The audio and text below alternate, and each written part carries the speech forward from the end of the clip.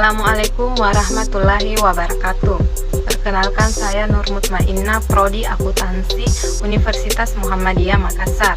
Kali ini saya akan mempresentasikan salah satu materi dari mata kuliah auditing, yaitu kertas kerja pemeriksaan atau audit work paper.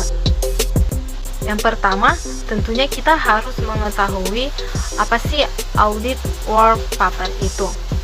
Sebelumnya kita harus mengetahui apa audit itu. Audit itu adalah suatu proses sistematis untuk secara objektif mendapatkan dan mengevaluasi bahan bukti mengenai asersi tentang kejadian dan kegiatan ekonomi untuk meyakinkan tingkat keterkaitan antara asersi tersebut dengan kriteria yang telah ditetapkan dan mengkomunikasikan hasilnya kepada pihak-pihak yang berkepentingan.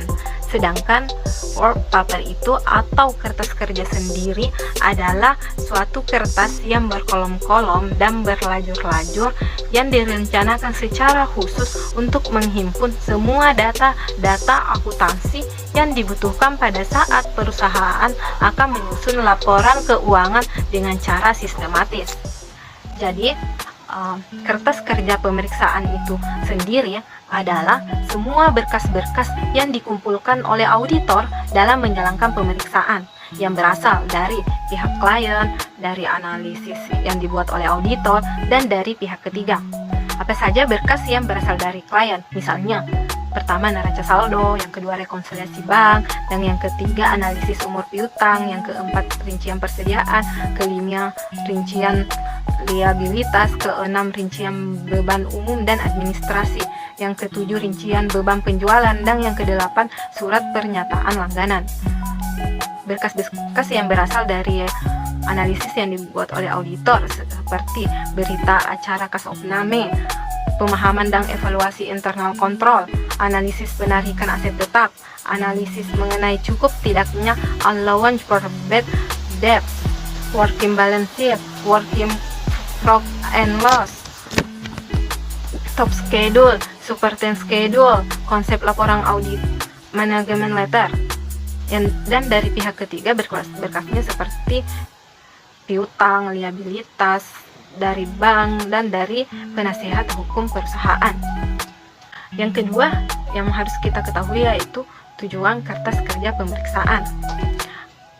Kertas kerja pemeriksaan yang merupakan dokumentasi auditor atas prosedur-prosedur audit yang dilakukannya, tes-tes yang diadakan, informasi-informasi yang didapat, dan kesimpulan yang dibuat atas pemeriksaan, analisis, memorandum, surat-surat konfirmasi dan representation, ikhtisar dokumen-dokumen perusahaan, rincian-rincian pos laporan posisi keuangan dan laba rugi, serta komentar-komentar yang dibuat atau yang diperoleh oleh si auditor ini. Tentunya semua itu mempunyai tujuan. Tujuan kertas kerja pemeriksaan yang pertama yaitu mendukung opini auditor mengenai kewajaran laporan keuangan. Tentunya opini yang diberikan harus sesuai dengan kesimpulan pemeriksaan yang dicantumkan dalam kertas kerja perusahaan. Yang kedua, tujuan kedua ini adalah sebagai bukti bahwa auditor telah melaksanakan pemeriksaan sesuai dengan standar profesional akuntan publik. Dalam kertas kerja pemeriksaan harus terlihat bahwa apa yang diatur dalam standar profesional akuntan publik sudah diketahui dengan baik oleh si auditor. Misalnya, melakukan penilaian terhadap pengendalian internal dengan menggunakan internal control questionnaires, mengirimkan konfirmasi piutang, meminta surat pernyataan langganan, dan lain-lainnya. Tujuan yang ketiga yaitu sebagai referensi dalam hal ada pertanyaan dari pihak pajak, pihak bank, dan dari pihak klien.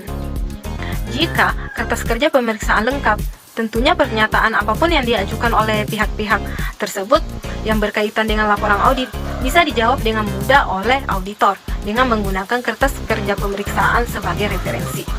Yang keempat, tujuannya yaitu sebagai salah satu dasar penilaian asisten, sehingga dapat dibuat evaluasi mengenai kemampuan asisten sampai dengan partner sesudah selesai suatu penugasan.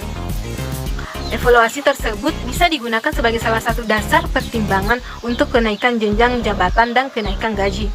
Dan tujuan yang kelima itu sebagai pegangan untuk audit tahun berikutnya. Tentu saja untuk persiapan audit tahun berikutnya, kertas kerja tersebut dapat dimanfaatkan antara lain yang pertama yaitu untuk mengecek saldo awal, yang kedua untuk dipelajari oleh audit staff yang baru ditugaskan untuk memeriksa klien tersebut, dan yang ketiga untuk mengetahui masalah-masalah yang terjadi di tahun lalu dan berguna untuk penyusunan audit plan tahun berikutnya. Materi selanjutnya yaitu pengelompokan kertas kerja pemeriksaan.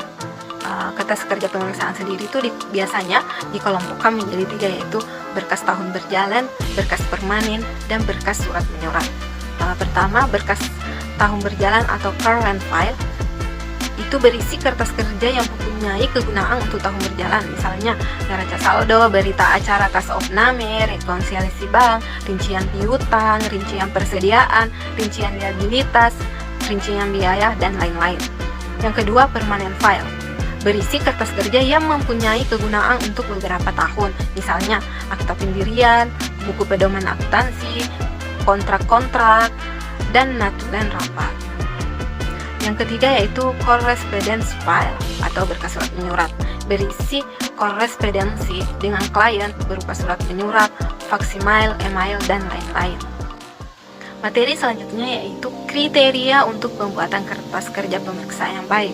Ini merupakan hal yang harus diperhatikan tentunya dalam pembuatan kertas kerja pemeriksaan.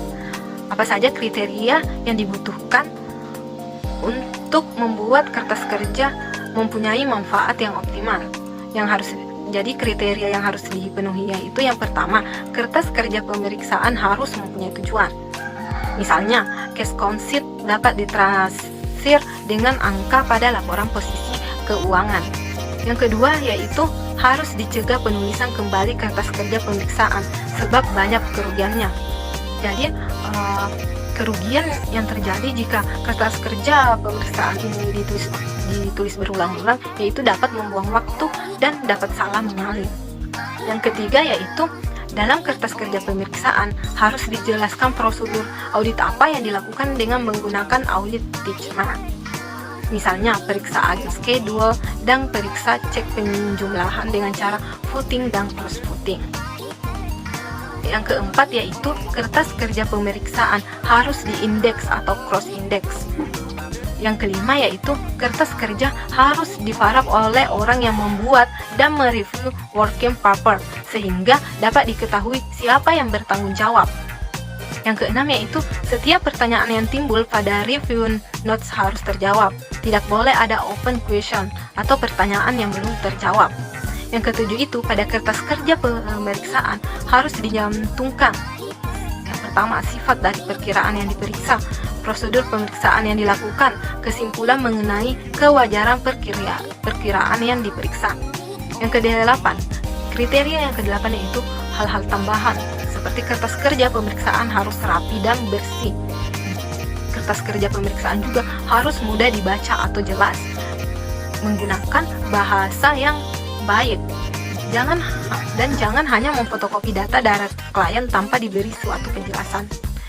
Dan kriteria terakhir yaitu di bagian muka file kertas kerja pemeriksaan harus dicantumkan atau dimasukkan daftar isi dan indeks kertas kerja pemeriksaan dan contoh paraf seluruh tim pemeriksa yang terlibat dalam penugasan audit tersebut. Materi selanjutnya yaitu pemilikan dan penyimpanan kertas kerja pemeriksaan. Pertama, kertas kerja pemeriksaan adalah milik akuntan publik. Hak auditor sebagai pemilik kertas kerja pemeriksaan terikat pada batasan-batasan moral yang dibuat untuk mencegah kebocoran-kebocoran yang tidak semestinya mengenai kerahasiaan data klien. Yang kedua yaitu walaupun sebagian kertas kerja akuntan publik dapat digunakan sebagai sumber referensi bagi kliennya, namun kertas kerja pemeriksaan tersebut tidak dapat dianggap sebagai bagian atau pengganti dari catatan akuntansi klien tersebut. Yang ketiga, bila ada pihak lain yang ingin meminjam atau mereview kertas kerja pemeriksaan, baru bisa diberikan atas persetujuan tertulis dari klien yang bersangkutan. Sebaiknya hanya bagian yang diperlukan saja yang dipinjamkan atau diperlihatkan. Yang keempat, akuntan publik harus mengambil langkah-langkah yang tepat untuk keamanan kertas kerja pemeriksaannya dan menyimpan kertas kerja tersebut tersebut sesuai dengan peraturan pemerintah yang berlaku. Biasanya itu minimal 5 tahun. Materi selanjutnya yaitu work balance sheet and working profit and loss. Jadi work balance sheet dan working profit and loss berisi angka-angka per book, audit adjustment, saldo per audit, yang nantinya merupakan angka-angka di laporan posisi keuangan dan laba rugi yang sudah diaudit, serta saldo tahun lalu, bersumber dari audit report atau kertas kerja pemeriksaan tahun lalu. Jadi, di setiap angka yang tercantum dalam working balance sheet dan working profit and loss ini akan didukung oleh angka-angka dalam top schedule. Untuk itu, antara working balance sheet, working profit and loss dengan top schedule harus dilakukan cross index. Working balance sheet biasanya terbagi atas. Yang pertama, working balance sheet untuk pos-pos aset. Yang kedua, working balance sheet untuk pos-pos pasifa, dan sedangkan working profit and loss berisi pos-pos laba rugi. Materi selanjutnya yaitu top schedule and supporting schedule. Jadi, angka-angka dalam top schedule ini akan didukung oleh angka-angka dalam supporting schedule. Untuk itu, antara top schedule dan supporting schedule harus dilakukan cross index. Top schedule akan memperlihatkan saldo per book, audit adjustment, saldo per audit, serta saldo tahun lalu. Nah, di dalam top schedule biasanya dicantumkan kesimpulan atas pos yang bersangkutan, sifat perkiraan, prosedur audit yang dilakukan, beserta tick mark, audit adjustment yang diusulkan auditor dan diterima klien, harus tercantum di dalam supporting schedule. Di semua top schedule dan supporting schedule harus dicantumkan index working paper. Baiklah, sekian pemaparan dari materi saya yaitu kertas kerja pemeriksaan. Terima kasih. Assalamualaikum warahmatullahi wabarakatuh.